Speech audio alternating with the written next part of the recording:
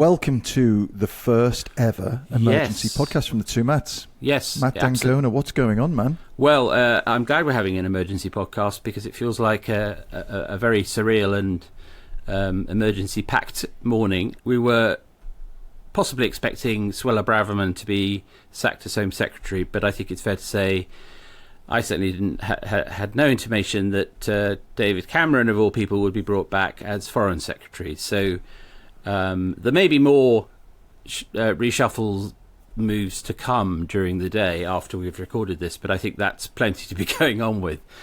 And James cleverly to the Home Office. Yeah. James cleverly takes Suella Braverman's position at the Home Office, moving from the Foreign Office. So I suppose the first thing to ask is, why did Sunak have to get rid of Braverman? And as you know, I've said on the pod quite often that I think he has always been.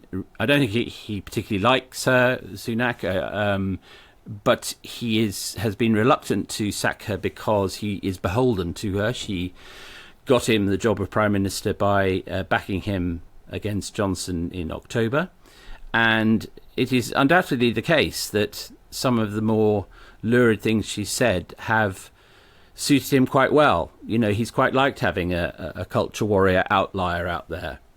But I think things changed in the last few days, and it's worth just going through them, recapitulating them briefly. I mean, on Thursday she publishes an article in the Times which crosses a number of red lines in its attack on the way that the police have been managing the marches. And particularly this was in the run-up to the coincidence of Armistice Day and the fifth weekend of pro-Palestine marches. And in that piece, she said that the police were effectively not operating even-handedly in the way that they managed certain kinds of protests and certain others. And this broke a big rule of how a Home Secretary is supposed to relate to the police, which is operational interference before an event. You know, Home Secretary is allowed to look back on an event and say that should have been better, but before an event, you're not supposed. You really are not supposed to do that. And so there was that. Then there was the question of insubordination, which is that quite clearly Number 10 had asked for changes to the article, and she had resisted that, and the article went in as she wanted it. And I suppose the final thing and the most important thing was that it was a very divisive article in tone. And while one can't directly blame Suella Braverman for the arrival of Tommy Robinson and his far-right thugs on Saturday and the 92 arrests that followed in the centre of London, it's fair to say she created a permissive environment. And I think it's interesting, you know, we've had, this was the fifth weekend we'd had of marches, but it was the first time the far right had turned up in numbers. And on the basis of some hurried WhatsApp messages and phone calls, you know, one thing I have managed to establish is that Sunak was really shaken and furious about this. You know, here suddenly in the middle of London, you know, right on his doorstep, was something that looked like a sort of Germinal January the 6th. I mean, you know, it wasn't a January the 6th. Let's not exaggerate. It's really important not to exaggerate. But it, you know, you had far-right people, some associated with neo-Nazis, just thugs. This held in prospect a sort of breakdown of public order every weekend in London. And that's not something any government, however weakened, however morally bankrupt, can tolerate. And I think, you know, you said that it's not a January the 6th, and just for readers, to listeners, if to make it absolutely crystal clear, we're talking about the insurrection on the Capitol in Washington, D.C. Of course, it's nothing on that scale. But if you look at the trajectory of the way things were going, perhaps let's credit Sunak a little bit with saying, well, this isn't going to get any better. This is going to get worse and worse. Exactly. And it could become a January the 6th. You know, if they are defiling the cenotaph, then who knows where these desperados kind of, once they latch onto something, where it will end up. So it's clear that unusually these marches, the pro-Palestine marches, are going to become something of a fixture.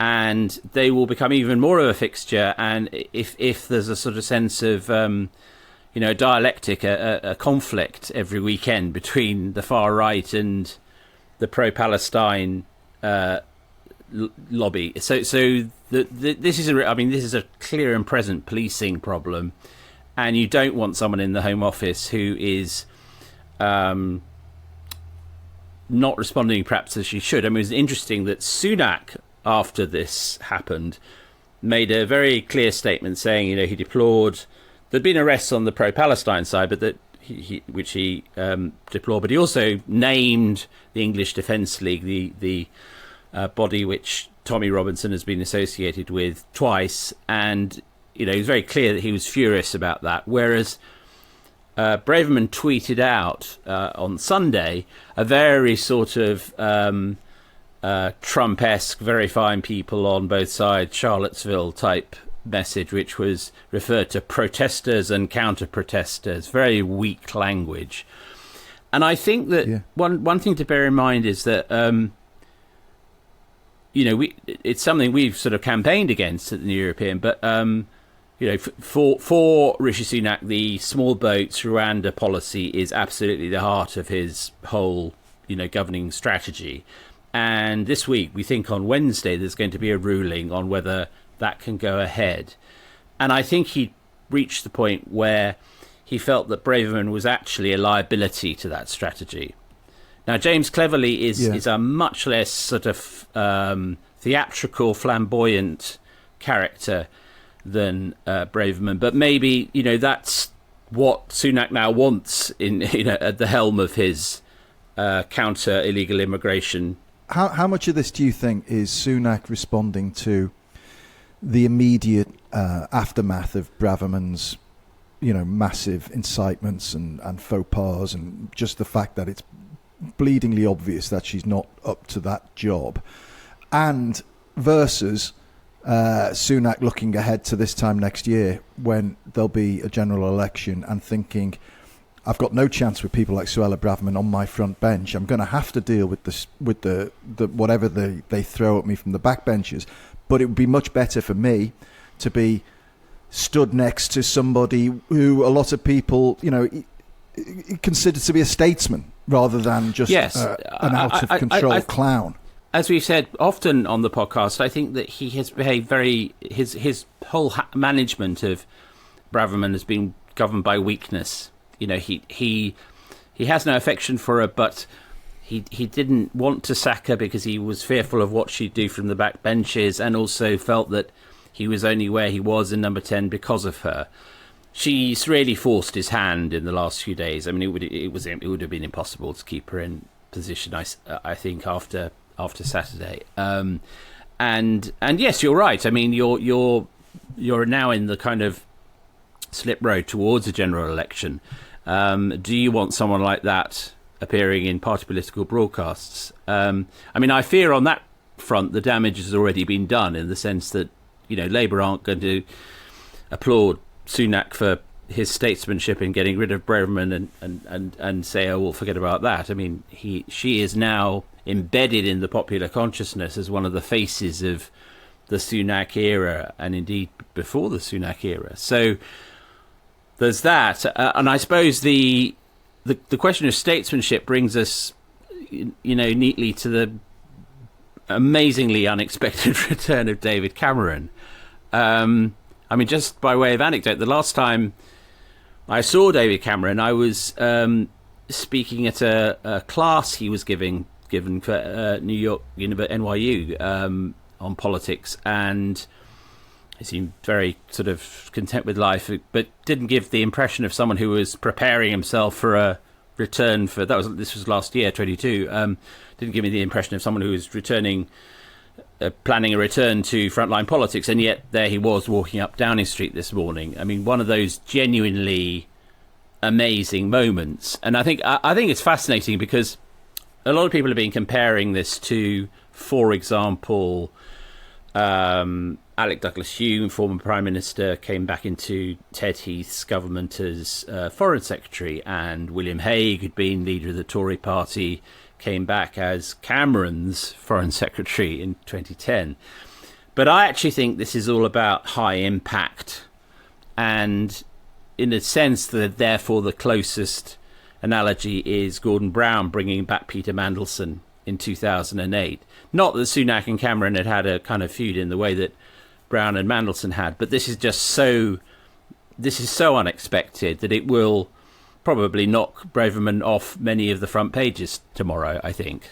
It raises all sorts of complications. It's not just an obvious win. It gets him over the next few days, I think, better, doesn't it? It's a big, massive, tactically clever. Strategically, I'm not sure. Cameron comes with so much baggage. He does. To so many people. And he's an incendiary figure in the Tory party. So, far from talking about, going from a period where Sunak can lay out his own agenda, he's now got a guy who, in many policy regards, is his nemesis. That's 100% true. I mean, they disagree on the environment. They disagree on HS2. Obviously, they disagree on Brexit. They disagree on China. Cameron much more, friendly towards China than Sunak. They disagree on international development. And Cameron said in his statement accepting the appointment that he was quite open about the differences they've had. Just one before we leave policy. Well, one thing to note is that Cameron, to an extent that is now forgotten, was always tough on immigration. He didn't necessarily bring the numbers down, but he was always tough on immigration. And long before Braverman said it, he said multiculturalism hadn't worked. So, although he was, by Tory standards, a moderniser, there's a lot of very lazy framing of this, I think, already as a swing to the centre. It really isn't. What it is, I think, is something much more sort of basic, which is this front bench, this Tory front bench, this government totally lacks stature. I mean, they're little people. And Cameron, for all of his divisiveness, for all of the fact that he came up with the idea of the Brexit referendum and then lost it, he had many people, many European readers will regard him as a pariah. And so, one can't claim that he's a great unifying figure, but he does have stature. And I mean, it's interesting. This is a person who dealt often, frequently, directly with Vladimir Putin. He was in the running for NATO Secretary General after he left Number 10. I was just looking before we started recording at his memoirs and how involved he got in the Middle East towards the end of his premiership, and how frustrated he was. He says, I have to be frank. I'm just reading this off. I have to be frank. In the 6 years I was in Downing Street, we made no progress. If anything, the Middle East peace process went backwards. And interestingly, kind of the way that things repeat themselves and we forget. I completely forgotten this, but he was in his response when Hamas was firing missiles into Israel in 2014 was to essentially be supportive of Israel. And there were big demos in London in 2014 objecting to the government's line, which I'd completely forgotten about. Prior to that, in 2010, he also described Gaza as an open prison camp. And was very critical. So, I mean, he has got... Again, this comes down to the fact that he is the opposite of a baggage-free candidate. He comes with so much baggage. Yes, you're right. It would be idle to deny that he comes with baggage, but he also comes with experience.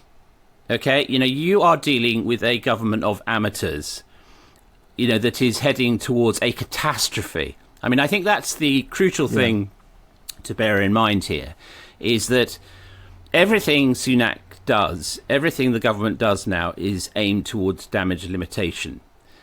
Cameron, yes, you're right, he has lots of baggage, as does Blair. Yeah. But Blair's not coming in as the new Foreign Secretary. No, that's right. But what I'm trying to say is that this is a character who is, for better or for worse, taken seriously in the chancelleries of the world. He's a big figure, and I don't know whether that will have any electoral impact at all. I mean, the idea that because Cameron's back in the cabinet, the so-called blue wall of Conservative voters will all go, oh, okay, then we'll vote Tory in the next election. I think that's a sort of slightly crass read across. It's going to be quite an interesting dynamic on PMQs, for instance, because of course he won't be there because he's not a member of Parliament. You'll still have this front bench with it looks like the lightweights, and people will look at it and think, well, what's the adult in the room saying?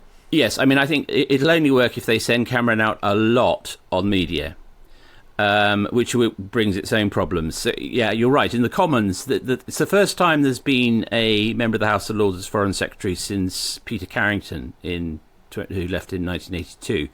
So questions in the House will be answered unless they change the personnel by the two Ministers of State, Anne-Marie Trevelyan and Andrew Mitchell.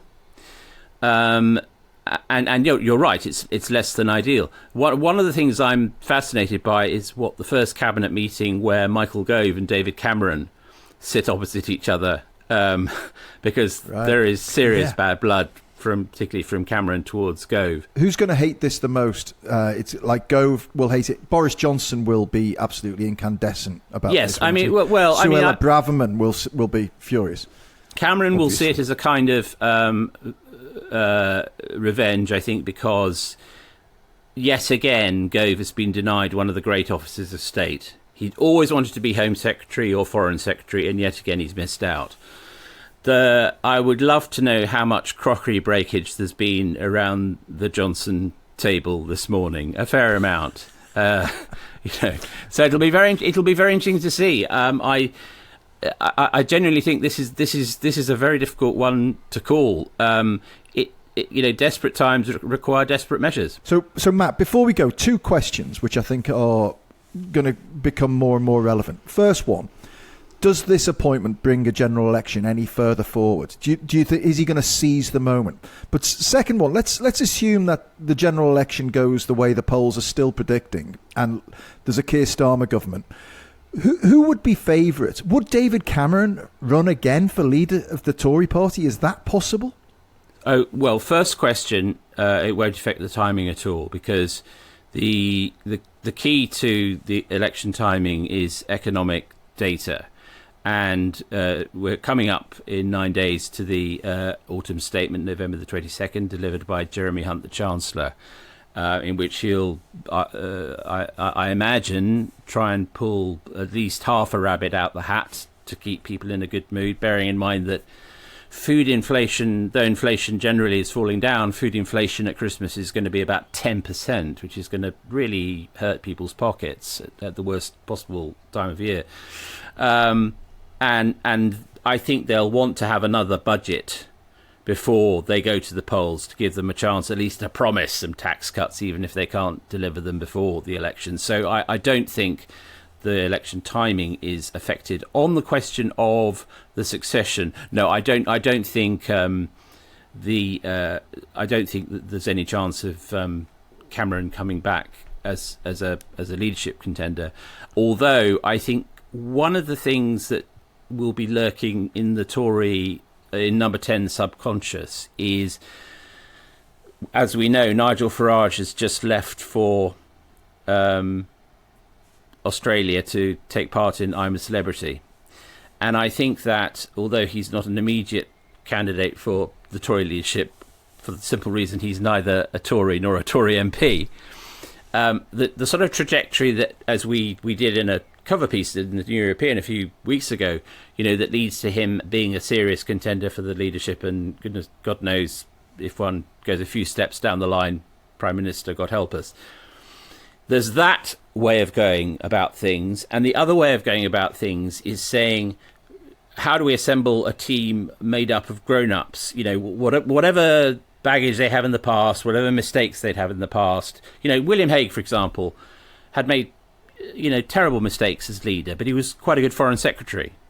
So I think that there's a semiotics here which it probably won't work because it's so late in the game. But they're trying to say we're a serious party. And I also suspect that Cameron, having come in at the start in 2010, feels some sort of duty to be in there at the end. If I was thinking inside his head, kind of, I was there when we started. It'll be 14 years ago by then. I owe it to the party to try and minimise the damage and arrange for some sort of smooth exit. That would be my guess. Okay, right. Well, it's been fascinating, and it's going to be fascinating to see how this really unfolds, is in the next weeks and months. Look forward to it. Thank you so much. Have a good day, everyone. This has been our first emergency podcast. Not our last, I suspect. Not our. It's going to be a bouncy year. Not our last. Thank you to our production team, the third Matt Hill at Rethink Audio. And until our regular podcast on Friday morning. It's goodbye from me. And it's goodbye from him. Goodbye. Goodbye.